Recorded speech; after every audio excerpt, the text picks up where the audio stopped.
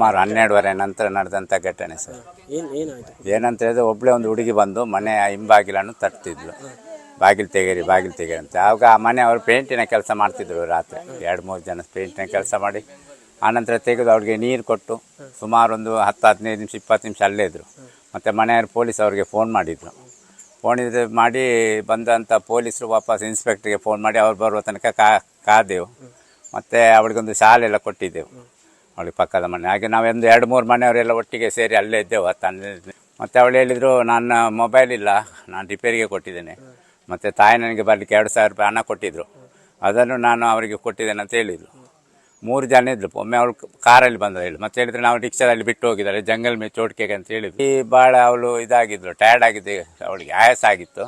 ಸುಮಾರು ಒಂದು 5-6 ಲೋಟ ನೀರು ಕುಡಿದ್ಲು. ಹೌದು, ಕೈಯಲ್ಲಿ ಸ್ವಲ್ಪ ಗಾಯ ಇತ್ತು, ಕುತ್ತಿಗೆಯಲ್ಲಿ ಸ್ವಲ್ಪ ಇಲ್ಲಿ ಗಾಯ ಆಗಿತ್ತು. ಅದು ನದಿ ತೀರ ಉಂಟಲ್ಲ ಸರ್, ಅದು ಈಗಲ್ಲ, ತುಂಬ ಟೈಮಿಂದ ನಾವು ಕಂಪ್ಲೇಂಟ್ ಮಾಡ್ತಾ ಇದ್ದೇವೆ. ನಮ್ಮ ಇಲ್ಲಿ ಗ್ರಾಮ ಪಂಚಾಯತಿದಲ್ಲಿ ಇದ್ದಾಗ ಹೇಳ್ತೇವೆ, ಅಲ್ಲಿ ಸಾಧಾರಣ 18ರಿಂದ 25 ವರ್ಷ ವಯಸ್ಸಿನ ಹುಡುಗರು ಎಲ್ಲ ಬರ್ತಾ ಇರ್ತಾರೆ, ಗಾಂಜಾ ಸೇವನೆ ಮಾಡ್ತಿರ್ತಾರೆ. ಇಲ್ಲಿ ನಾವು ಯಾರ ಹತ್ರ ಹೇಳಿದ್ರು ಅದಕ್ಕೆ ಏನು ರಿಯಾಕ್ಷನ್ ಇಲ್ಲ. ಮುಂಚೆ ತುಂಬಾ ಕಂಪ್ಲೇಂಟ್ ಮಾಡಿದ್ರಿ? ಕಂಪ್ಲೇಂಟ್ ಮಾಡ್ತಾ ಇರ್ತೇವೆ ಸರ್, ಹೇಳ್ತೇವೆ. ಇಲ್ಲಿ ಮಧ್ಯರಾತ್ರಿ ಸುಮಾರು 1:15 112 ಮೇಲೆ ಒಂದು ಕರೆ ಬರ್ತದೆ. ಮಿಡ್ ನೈಟ್ ಪ್ರಜ್ಞೆ ಬಂದ ನಂತರ ಆ ಕಾರಲ್ಲಿ 3 ಜನ ಇದ್ರು ಆ್ಯಂಡ್ ಅವಳದು ಅಂಡರ್ ಗಾರ್ಮೆಂಟ್ಸ್ ಇರಲಿಲ್ಲ. ನಂತರ ಅವಳು ಕೂಗಾಡೋದು ಸ್ಟಾರ್ಟ್ ಮಾಡೋದುವಾಗ ಅವಳಿಗೆ ಅಲ್ಲಿ ಬಿಟ್ಟು ಅವರು ಹೋಗಿದ್ದಾರೆ. ಅವಳದು ಒಂದು ಸ್ಟೇಟ್ಮೆಂಟ್ ಆಧಾರ ಮೇಲೆ ಉಳ್ಳಾಲ್ ಸ್ಟೇಷನಲ್ಲಿ ಕ್ರೈಮ್ ನಂಬರ್ 51/25 ರೇಪ್ದು ಮಲ್ಟಿಪಲ್ ಸೆಕ್ಷನ್ಸ್ ಪ್ರಕಾರ ನಾವು ಕೇಸ್ ದಾಖಲು ಮಾಡಿದ್ದೀವಿ. ಮಾನ್ಯ ವೀಕ್ಷಕರೇ, ಅಳಿದು ಉಳಿದವರು ಕಂಡಂತೆ ಸ್ವಾಗತ ಸುಸ್ವಾಗತ. ಮಧ್ಯರಾತ್ರಿ 12:30 ಗಂಟೆ ಸಡನ್ ಆಗಿ ಹುಡುಗಿ 20ರಿಂದ 21 ವರ್ಷದ ಹುಡುಗಿ ನೋಡ್ತಾ ಇರ್ತಾಳೆ, ಯಾರೋ ಅವಳ ಮೇಲೆ ಏನೋ ಎಗರ್ತಾ ಇರ್ತಾರೆ. ಸಡನ್ ಆಗಿ ಅವಳು ನೋಡ್ತಾಳೆ, ನೋಡಿದ ಕೂಡಲೇ ಜೋರಾಗಿ ಕಿರ್ಚಿದ ಕೂಡಲೇನೆ ಅಲ್ಲಿದ್ದಂತ 3 ಜನ ಓಡ್ತಾರೆ. ಓಡಿದ ಕೂಡಲೇ ನಾನು ಏನು ಡ್ರೆಸ್ ಅಂತ ನೋಡ್ತಾಳೆ, ಅವಳ ಒಳ ಉಡುಪುಗಳು ಇರುವುದಿಲ್ಲ, ಅವಳ ಅಂಡರ್ ಗಾರ್ಮೆಂಟ್ಸ್ ಇರುವುದಿಲ್ಲ. ಆಗ ಅವಳಿಗೆ ಅರ್ಥ ಆಗುತ್ತೆ ಏನೋ ಆಗಿದೆ ನನ್ನೊಟ್ಟಿಗೆ, ಏನು ಅಂತೇಳಿ ಸಡನ್ ಆಗಿ ಅಲ್ಲಿ ಇರುವಂತ ಏನು ಅವಳ ಡ್ರೆಸ್ ಅನ್ನ ಹಾಗೆ ಹಾಕೊಂಡು, ಆ ಡ್ರೆಸ್ ಅಲ್ಲೇನೆ ಏನು ಅರ್ಧ ಹರ್ಕಲ್ ಬಟ್ಟೆ ಇರುತ್ತೆ, ಅವಳು ಹರಿದಿರುವಂತ ಬಟ್ಟೆ ಆಗಿರುತ್ತೆ, ಅದೇ ಬಟ್ಟೆನ ಹಾಕೊಂಡು ಒಂದು ಮನೆ ಮುಂದೆ ಬರ್ತಾಳೆ. ಮನೆ ಮುಂದೆ ಬಂದಂತ ಜಾಗ ಯಾವ್ದಂತ ಹೇಳಿದ್ರೆ ಕೊಟ್ಟಾರೆ ಮೂಲೆ ಬಂಗ್ಲೆಗುಡ್ಡೆ ಭಾಗ. ಇದು ಮಂಗಳೂರಿನ ಒಂದು 6-7 ಕಿಲೋಮೀಟರ್ ಅಂದ್ರೆ ಉಳ್ಳಾಳ ಭಾಗದಲ್ಲಿ ಇದು ಬರುತ್ತೆ. ತುಂಬಾ ವಿಚಿತ್ರ ಅಂತ ಹೇಳಿದ್ರೆ ಇಲ್ಲಿ ಒಂದು ಕಾಲದಲ್ಲಿ ದೊಡ್ಡ ಮಟ್ಟದ ಕಳ್ಳಬಟ್ಟಿಯನ್ನ ತಯಾರು ಮಾಡ್ತಿದ್ರು. ಯಾಕಂದ್ರೆ ಇಲ್ಲಿ ನೇತ್ರಾವತಿ ನದಿ ಇದೆ, ಇದ್ರ ಪಕ್ಕದಲ್ಲೇ. ಈಗೆಲ್ಲ ಗಾಂಜಾ ವ್ಯಸನಿಗಳು ಇದೇ ಜಾಗಕ್ಕೆ ಹೋಗಿ ಗಾಂಜಾ ಕುಡಿಯುವಂತ ಜಾಗ, ಅಂತ ಜಾಗ ಆಗಿರುತ್ತೆ. ಅಲ್ಲಿಂದ ಅವಳು ಮಧ್ಯರಾತ್ರಿಯಲ್ಲಿ ನಡ್ಕೊಂಡು ಸ್ವಲ್ಪ ಮುಂದೆ ಹೋಗ್ತಾಳೆ. ಹೋದ ಕೂಡಲೇ ಅವಳಿಗೆ ಒಂದು ಮನೆ ಸಿಗುತ್ತೆ. ಆ ಮನೆಯನ್ನ ಜೋರಾಗಿ ಕದ ತಟ್ಟುತ್ತಾಳೆ. ಅದಾಗ್ಲೇನೆ ರಾತ್ರಿ 1 ಗಂಟೆ ಆಗಿರುತ್ತೆ. ಜೋರಾಗಿ ಯಾವಾಗ ಕದ ತಟ್ಟುತ್ತಾರೆ, ಸಡನ್ ಆಗಿ ಆ ಮನೆಯಲ್ಲಿ ಇದ್ದಂಥವ್ರು ನಿದ್ದೆ ಕಣ್ಣಲ್ಲಿ ಡೋರನ್ನ ಓಪನ್ ಮಾಡ್ತಾರೆ. ನೋಡಿದಾಗ ಮೈ ಕೈ ಎಲ್ಲ ಪರಿಚಿದ ಗಾಯ ಎಲ್ಲ ಆಗಿರುವಂತ ಒಂದು ಹುಡುಗಿ ಅವ್ರ ಮುಂದೆ ನಿಂತ್ಕೊಂಡಿರ್ತಾಳೆ. ಅವಳೇನೋ ಹೇಳ್ತಿರ್ತಾಳೆ, ಯಾಕಂದ್ರೆ ಅವಳು ಮಾತಾಡುವಂತ ಭಾಷೆ ಬೇರೆ ಇರುತ್ತೆ. ಆ ಭಾಷೆ ಇವ್ರಿಗೆ ಅರ್ಥ ಆಗೋದಿಲ್ಲ. ಇವ್ರೇನ್ ಮಾಡ್ತಾರೆ ಅಂದ್ರೆ ಮೊದಲು ಅವಳ ಕೂರಿಸಿ ನೀರು ಕೊಡ್ತಾರೆ. ನೀರು ಕೊಟ್ಟ ನಂತರ ಅವಳಿಗೆ ಒಂದೇ ತಲೆಯಲ್ಲಿ ಓಡ್ತಾ ಇರುತ್ತೆ, ನನ್ನ ಒಳ ಉಡುಪುಗಳು ಎಲ್ಲಿ ಹೋದು. ಅದು ಬಿಟ್ರೆ ಇಲ್ಲೆಲ್ಲ ಅವಳಿಗೆ ಬ್ಲಡ್ ಬರ್ತಾ ಇರುತ್ತೆ, ವಿಪರೀತವಾಗಿ ಪರಿಚಿದ್ದೆಲ್ಲ ಬ್ಲಡ್ ಬರ್ತಾ ಇರುತ್ತೆ. ಜೋರಾಗಿ ಇದು ಅಳ್ತಾ ಇರ್ತಾಳೆ. ಅದು ಯಾವಾಗ ಹಾಗಾಗ್ತಾಳೆ, ಆಗ ಅವ್ರು ಏನ್ ಮಾಡ್ತಾರೆ ಅಂದ್ರೆ ಮುಂದಿನ ಮನೆಯವ್ರನ್ನ ಕರೀತಾರೆ. ಕರೆದಂಥವ್ರು ಏನ್ ಮಾಡ್ತಾರೆ ಅಂತ ಹೇಳಿದ್ರೆ ಸೀದಾ ಪೊಲೀಸರಿಗೆ 112ಗೆ ಫೋನ್ ಮಾಡ್ತಾರೆ. 112 ಪೊಲೀಸರು ಬರ್ತಾರೆ. ಪೊಲೀಸರು ಬಂದು ಅವಳನ್ನ ಅಂತ ಹೇಳಿದ್ರೆ ಕರ್ಕೊಂಡು ಸೀದಾ ತಗೊಂಡೋಗಿ ಹಾಸ್ಪಿಟಲ್ ಅಲ್ಲಿ ಅಡ್ಮಿಟ್ ಮಾಡ್ತಾರೆ. ಆಸ್ಪತ್ರೆಯಲ್ಲಿ ಯಾವಾಗ ಅಡ್ಮಿಟ್ ಆಗುತ್ತೆ, ಅಡ್ಮಿಟ್ ಅಲ್ಲಿವರೆಗೂ ಅಂತ ಹೇಳಿದ್ರೆ ಅವಳ ಭಾಷೆಯಲ್ಲಿ ಚೇಂಜ್ ಆಗುತ್ತೆ. ಅಡ್ಮಿಟ್ ಆಗ್ತಾಳೆ. ಅಡ್ಮಿಟ್ ಆದ ನಂತರ ಪೊಲೀಸರೆಲ್ಲ ಅಲ್ಲಿ ಹೋಗ್ತಾರೆ. ಹೋದ ನಂತರ ಅವಳ ಟ್ರೀಟ್ಮೆಂಟು ಎಲ್ಲ ಪ್ರಾರಂಭವಾಗುತ್ತೆ. ಅದರ ಮಧ್ಯ ಅವಳ ಮೇಲೆ ಒಂದು ಅಂತ ಹೇಳಿದ್ರೆ ಬಲ ಪ್ರಯೋಗ ಎಲ್ಲ ಆಗಿದೆ ಅನ್ನುವಂಥದ್ದು ಅವಳ ಆ ಇರುವಂತ ಸ್ಥಿತಿಯನ್ನ ನೋಡಿ ಆಗ ಏನ್ ಮಾಡ್ತಾರಂತ ಹೇಳಿದ್ರೆ ಪೊಲೀಸರು ಏನಾಯ್ತು ಏನಿಲ್ಲ ಅನ್ನುವಂತ ವಿಚಾರಣೆಯನ್ನ ಪ್ರಾರಂಭ ಮಾಡ್ತಾರೆ. ಅಲ್ಲಿವರೆಗೂ ಯಾರು ಈ ಹುಡುಗಿ ಏನು ಅಂತ ಗೊತ್ತಾಗೋದಿಲ್ಲ. ಆಗ ಅವಳ ಒಂದು ದುಃಖದ ಕಥೆ ಅವಳು ಹೇಳ್ತಾಳೆ. ಯಾವ ರೀತಿ ಮನುಷ್ಯರು ಹುಡುಗಿಯರನ್ನಂದ್ರೆ ಹೆಣ್ಣು ಮಕ್ಕಳನ್ನ ಬಳಸ್ಕೊಳ್ಳುವಂಥವ್ರು ಯಾವ ರೀತಿ ಬಸ್ ಸ್ಟ್ಯಾಂಡು ರೈಲ್ವೆ ಸ್ಟೇಷನ್ ಇಂಥ ಜಾಗದಲ್ಲಿ ಕಾಯ್ಕೊಂಡು ನಿಂತ್ಕೊಂಡಿರ್ತಾರೆ, ನಂತರ ಇದನ್ನೇ ಒಂದು ಎಮೋ ಮಾಡ್ಕೊಂಡಂಥವ್ರು ಯಾವ ರೀತಿ ಇರ್ತಾರೆ ಅನ್ನುವಂಥದ್ದು ಈ ಕಥೆಯಲ್ಲಿ ಬರುತ್ತೆ. ಆಗ ಅವಳು ಹೇಳ್ತಾಳೆ, ಈ ಕತೆ ನಾನು ಮೂಲತಃ ಉತ್ತರ ಭಾರತದವಳು, ನಾನು ಕೇರಳದಲ್ಲಿ ಕಳೆದ 3 ವರ್ಷದಿಂದ ಉಪ್ಪಳ ಭಾಗದಲ್ಲಿ ಕೆಲಸ ಮಾಡ್ತಾ ಇದ್ದೆ ಫ್ಲೈವುಡ್ ಫ್ಯಾಕ್ಟ್ರಿಯಲ್ಲಿ. ಆಗ ನಮಗೆ ಅಂತ ಹೇಳಿದ್ರೆ ಮಂಗಳೂರಿನಲ್ಲಿ ಅಲ್ಲಿಗಿಂತ ಸಂಬಳ ಜಾಸ್ತಿ ಸಿಗುತ್ತಂಥೇಳಿ ಏನು ನಮ್ಮೂರಿನವನೇ ಹುಡುಗ ಏನಿದ್ದಾನೆ ಅವನು ಹೇಳ್ತಾ ಇದ್ದ. ಹೀಗಾಗಿ ನಾನು ಅವನು ಕೆಲಸಕ್ಕೋಸ್ಕರನೇ ನಿನ್ನೆ ರೈಲ್ನಲ್ಲಿ ಇಬ್ರು ಹೊರಟು ಬರ್ತಾ ಇದ್ದು, ಇದರ ಮಧ್ಯ ರೈಲ್ನಲ್ಲೇ ನನಗೆ ಅವನಿಗೆ ಸ್ವಲ್ಪ ಜಗಳ ಆಯಿತು ಕೆಲವೊಂದು ವಿಷಯದಲ್ಲಿ. ಅವನೇನು ಮಾಡ್ದಂದ್ರೆ ಸಿಟ್ಟತ್ತಿ ನನ್ನ ಮೊಬೈಲ್ನ ಎಸೆದು ಬಿಟ್ಟ. ಹೀಗಾಗಿ ನನ್ನ ಮೊಬೈಲ್ ಡಿಸ್ಪ್ಲೇ ಒಡೆದು ಹೋಯಿತು. ಒಡೆದು ಹೋದ ಕೂಡಲೇ ನಾನೇನು ಮಾಡಿದೆ ಅಂತ ಹೇಳಿದ್ರೆ ಆ ಸಿಟ್ಟಲ್ಲಿ ಅವನ ಪಾಡಿಗೆ ಹೊರಟೋದ ಮಂಗಳೂರಲ್ಲಿ. ನಾನು ರೈಲ್ವೆ ಸ್ಟೇಷನ್ನಿಂದ ಹೊರಗೆ ಬಂದೆ. ಹೊರಗೆ ಬಂದಾಗ ಏನು ಮಾಡಬೇಕು ಅನ್ನುವಂಥದ್ದು ದಿಕ್ಕು ತೋಚಲಿಲ್ಲ. ಯಾಕಂತ ಹೇಳಿದ್ರೆ ಇವತ್ತಿನ ಕಾಲದಲ್ಲಿ ನಾವು ಮೊಬೈಲ್ನ ನಮ್ಮ ಜೀವನದಲ್ಲಿ ಇಷ್ಟ ಅಡಾಪ್ಷನ್ ಮಾಡ್ಕೊಂಡು ಬಿಟ್ಟಿದ್ದೇವೆ ಅಂತ ಹೇಳಿದ್ರೆ, ಮೊಬೈಲ್ ಇಲ್ಲದೆ ನೀವು ಏನೂ ಮಾಡ್ಲಿಕ್ಕೆ ಸಾಧ್ಯ ಇಲ್ಲ. ಒಬ್ರಿಗೆ ಫೋನ್ ಮಾಡ್ಲಿಕ್ಕೆ ಸಾಧ್ಯ ಇಲ್ಲ, ಅಥವಾ ನಿಮ್ದೇನಾದರೂ ದುಡ್ಡು ಕಾಸು ಇತ್ತಂದ್ರೂ ಅದೇ ಮೊಬೈಲಲ್ಲಿ ಇರುತ್ತೆ. ಯಾಕಂದ್ರೆ ಈ ಪೇಮೆಂಟ್ ಮಾಡ್ತೇವೆ ಮಾಡಬೇಕು, ಎಲ್ಲಿ ಊಟ ತಿನ್ಲಿಕ್ಕೂ ಎಷ್ಟೋ ಜನ ಏನಂತ ಹೇಳಿದ್ರೆ ತಾವು ದುಡ್ಡೇ ಇಟ್ಕೊಂಡಿರೋದಿಲ್ಲ. ಯಾಕೆಂದ್ರೆ ಮೊಬೈಲಲ್ಲಿ ಹೇಗಾದ್ರೂ ಈ ಪೇಮೆಂಟ್ಗಳಿದ್ದಾವೆ, ಹೇಗಾದ್ರೂ ಆ್ಯಪ್ಗಳಿದ್ದಾವೆ, ದುಡ್ಡು ಹೇಗಾದ್ರೂ ನಾವು ಇದು ಮಾಡ್ಬೋದು ಅಂತಿರುತ್ತೆ. ಹೀಗಾಗಿ ಅವಳೇನಂದ್ರೆ ದಿಕ್ಕು ತೋಚಲಾರ್ದೇ ರೈಲ್ವೆ ಸ್ಟೇಷನ್ ಮುಂದೆ ನಿಂತ್ಕೊಂಡಿರ್ತಾಳೆ. ನಿಂತ್ಕೊಂಡಾಗ ನಿಮಗೆ ಯಾಕಂತ ಹೇಳಿದ್ರೆ ಮಂಗಳೂರು ಉಡುಪಿ ಅಂತ ಬಂದುಕೊಂಡೇನೆ ಕರಾವಳಿ ಭಾಗದಲ್ಲಿ ಇಲ್ಲಿವರೆಗೂ ಆಟೋ ಚಾಲಕರ ಬಗ್ಗೆ ತುಂಬಾ ಒಳ್ಳೆ ಹೆಸರಿದೆ. ಇದು ಸುಮಾರು ಜನ ಹೇಳ್ತಾರೆ ಯಾವುದೇ ರೀತಿ ಈ ರೀತಿ ಘಟನೆಗಳಾಗುದಿಲ್ಲ. ಆದ್ರೆ ಇಲ್ಲಿ ಬರುವಂತ ಒಬ್ಬ ವ್ಯಕ್ತಿ ಆಟೋದವನು ಬರ್ತಾನೆ. ಬಂದಂಥವನು ಏನಾಯ್ತು ಏನಿಲ್ಲ ಅಂತ ಕೇಳ್ತಾನೆ. ಆಗ ಹೇಳ್ತಾಳೆ, ಈ ರೀತಿ ನನ್ನ ಮೊಬೈಲ್ ಒಡೆದಿದೆ, ಶಾಪ್ ಎಲ್ಲಿದೆ ಕರ್ಕೊಂಡೋಗಿ ದಯವಿಟ್ಟು ನಾನಲ್ಲಿ ರಿಪೇರಿ ಮಾಡಿಸ್ತೇನೆ ಅಂತ ಹೇಳಿ.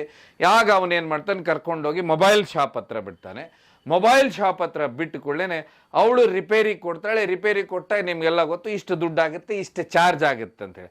ಆಗ ಅವಳು ಏನು ಮಾಡ್ತಾಳೆ ಅಂದರೆ ಅಲ್ಲಿದ್ದಂಥ ಮೊಬೈಲ್ನಿಂದ ತನ್ನ ತಾಯಿಗೆ ಪಶ್ಚಿಮ ಬಂಗಾಳಕ್ಕೆ ಫೋನ್ ಮಾಡ್ತಾಳೆ. ಫೋನ್ ಮಾಡಿದಾಗ ಏನಾಗುತ್ತೆ, ಅಲ್ಲಿ ಅವಳ ತಾಯಿ ಏನು ಮಾಡ್ತಾರೆ ನಿಮ್ಗೆಲ್ಲ ಗೊತ್ತು. ತಾಯಿ ಅಂದರು ಪಾಪ 20-21 ವರ್ಷದ ಹುಡುಗಿ ಇವಳು. ತಾಯಿಗೆ ಎಷ್ಟು ಚಿಂತೆ ಇರುತ್ತೆ ಆ ಮಗಳದು. ಅವಳು ಸಡನ್ನಾಗಿ ದುಡ್ಡು ಹಾಕ್ತಾಳೆ.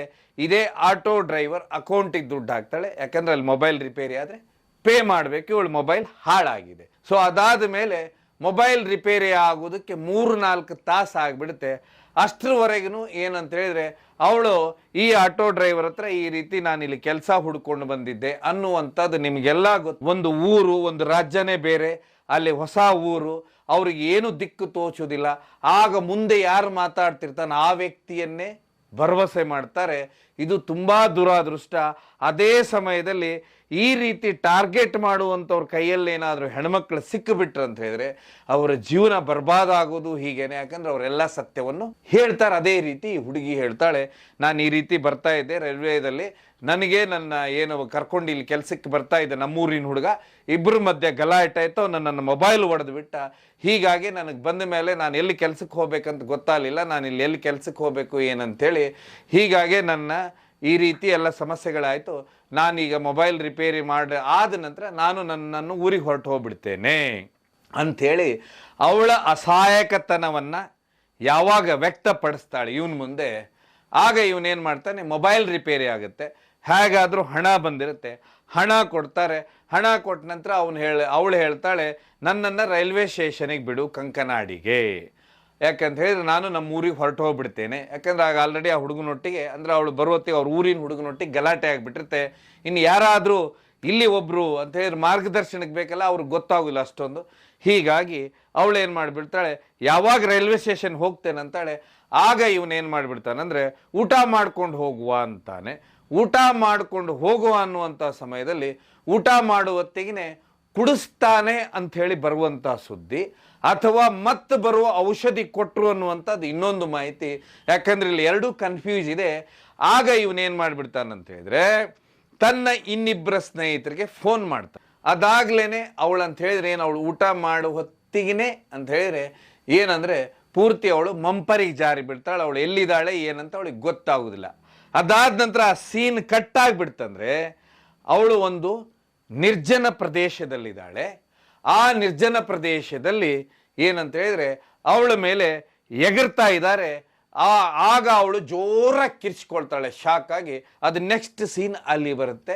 ಅದಾದ್ಮೇಲೆ ನಾನು ಹಿಂದೆ ಹೇಳಿದಾಗೆ ಒಬ್ರು ಮನೆಗೆ ಹೋಗಿ ಈ ರೀತಿ ಇವಳ ಘಟನೆ ನಡೆದೋಗುತ್ತೆ. ಸೊ ಇಷ್ಟು ನಡೆದ ನಂತರ ಏನ್ ಮಾಡ್ಬಿಡ್ತಾರಂದ್ರೆ ಪೊಲೀಸರ ಮುಂದೆ ಇಷ್ಟೆಲ್ಲ ಈ ಹುಡುಗಿ ಹೇಳ್ತಾ ಹೋಗ್ತಾಳೆ, ತನ್ನ ಏನೇನಾಯ್ತು ಆ ಘಟನೆ ಅಂತ ಹೇಳಿ.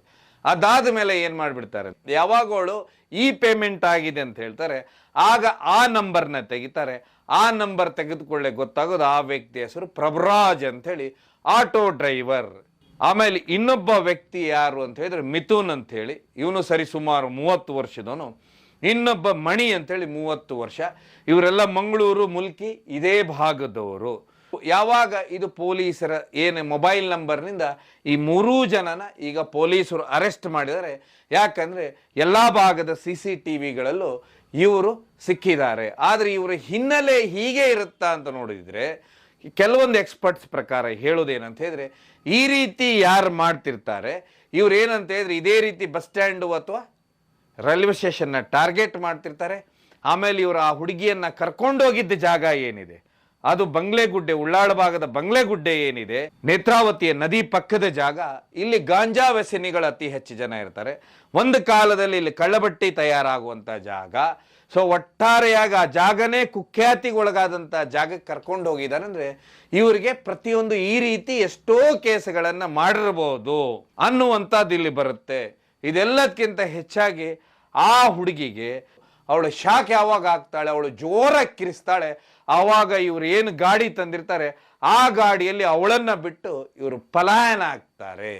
ಅದರ ಅರ್ಥ ಇವರ ಎಮ್ಮೋ ಹೇಗಿರುತ್ತೆ ಅಂದ್ರೆ, ಯಾವುದೋ ಈ ರೀತಿ ಮತ್ತೆ ಬರೋ ಔಷಧಿ ಕೊಟ್ಟು ಈ ರೀತಿನೇ ಅಕ್ರಮಗಳನ್ನ ಮಾಡಿ ನಂತರ ಅವ್ರನ್ನ ಕರ್ಕೊಂಡೋಗಿ ಬಸ್ ಸ್ಟ್ಯಾಂಡು ಅಥವಾ ರೈಲ್ವೆ ಸ್ಟೇಷನ್ ಅಲ್ಲಿ ಬಿಟ್ಟು ಅಲ್ಲಿಂದ ಪಲಾಯನ, ಅಲ್ಲಿಂದ ಇವ್ರು ಹೋಗುವಂಥದ್ದು ಇರುತ್ತೆ. ಯಾಕಂದ್ರೆ ಇಲ್ಲ ಅಂದ್ರೆ ಒಬ್ಬನಿಗೆ ಈ ಹುಡುಗಿ ಸಿಗ್ತಾಳೆ, ಆವಾಗ ಇನ್ನಿಬ್ರು ಸೇರ್ತಾರೆ. ಅಂದ್ರೆ 3 ಜನರ ಮನಸ್ಥಿತಿ ಮೆಂಟಾಲಿಟಿ ಒಂದೇ ಇದೆ ಅಂತ ಅರ್ಥ ಆಗುತ್ತೆ. ಮೊನ್ನೆ ಹುಬ್ಬಳ್ಳಿಯಲ್ಲಿ ನಡೆದಂತ ಘಟನೆಯಲ್ಲಿ 6 ಗಂಟೆಯಲ್ಲೇನೆ ಪೊಲೀಸರು ಆ ವ್ಯಕ್ತಿಯನ್ನ ಎನ್ಕೌಂಟರ್ ಮಾಡ್ತಾರೆ. ಯಾವ ಒಂದು ಬಾಲಕಿ ಮೇಲೆ ಇದು ಮಾಡಿರ್ತಾನೆ ಅವನ ಮೇಲೆ ಎನ್ಕೌಂಟರ್ ಮಾಡ್ತಾರೆ. ಈ ಸುದ್ದಿ ಇಷ್ಟು ಇವತ್ತಿನ ಪೇಪರು, ಮಾಧ್ಯಮ, ಸೋಷಿಯಲ್ ಮೀಡಿಯಾದಲ್ಲಿ ಓಡಾಡುವಾಗನೇ ಈ ರೀತಿ ಘಟನೆಯನ್ನು ಮಾಡುವಂತ ಧೈರ್ಯಸ್ಥರಿದ್ದಾರೆ ಅಂತ ಹೇಳಿದ್ರೆ ಇನ್ನೇನು ಮಾಡಬೇಕು ಅನ್ನೋದು ಅರ್ಥನೇ ಆಗುದಿಲ್ಲ. ಅದರ ಅರ್ಥ ಇಲ್ಲಿ ಸರ್ಕಾರ ಇವರನ್ನ ಸರಿಯಾಗಿ ತನಿಖೆ ಮಾಡಿ ಈ ರೀತಿ ಎಷ್ಟು ಕೇಸುಗಳನ್ನೆಲ್ಲ ಏನು ಮಾಡಿದ್ದಾರೆ ಅಂತ ಹೇಳಿ ಬಾಯಿ ಬಿಡಿಸ್ಬೇಕು. ಅದಾದ ಮೇಲೆ ಸರಿಯಾಗಿ ಕೇಸನ್ನ ಜಡಿದು ಇವರಿಗೆ ಎಲ್ಲರೂ ಹೇಳೋದು ಕಠಿಣ ಶಿಕ್ಷೆ ಆಗಬೇಕು. ಯಾಕಂದ್ರೆ ಆ ಹುಡುಗಿ ಉತ್ತರ ಭಾರತದವಳು ಇಲ್ಲಿ ಬಂದಿದ್ದಾಳೆ. ಎಲ್ಲರೂ ಭಾರತೀಯ ಹೆಣ್ಮಕ್ಳು ತಾನೆ, ಎಲ್ಲಾದ್ರೂ ಅದನ್ನ ಖಂಡಿಸಿದಾಗಷ್ಟೇನೆ, ಅವ್ರಿಗೆ ಶಿಕ್ಷೆ ಆದಾಗಷ್ಟೇನೆ ಈ ರೀತಿಯ ಘಟನೆಗಳನ್ನು ಮಾಡೋದಕ್ಕೆ ಹೆದರ್ತಾರಂತ ಹೇಳ್ತಾ ಈ ಕಾರ್ಯಕ್ರಮ ಮುಗಿಸ್ತೇನೆ. ಕಾರ್ಯಕ್ರಮ ನೋಡಿದ್ದಕ್ಕೆ ಧನ್ಯವಾದ. ಇದು ಕೇವಲ ಜನಜಾಗೃತಿಗೋಸ್ಕರ.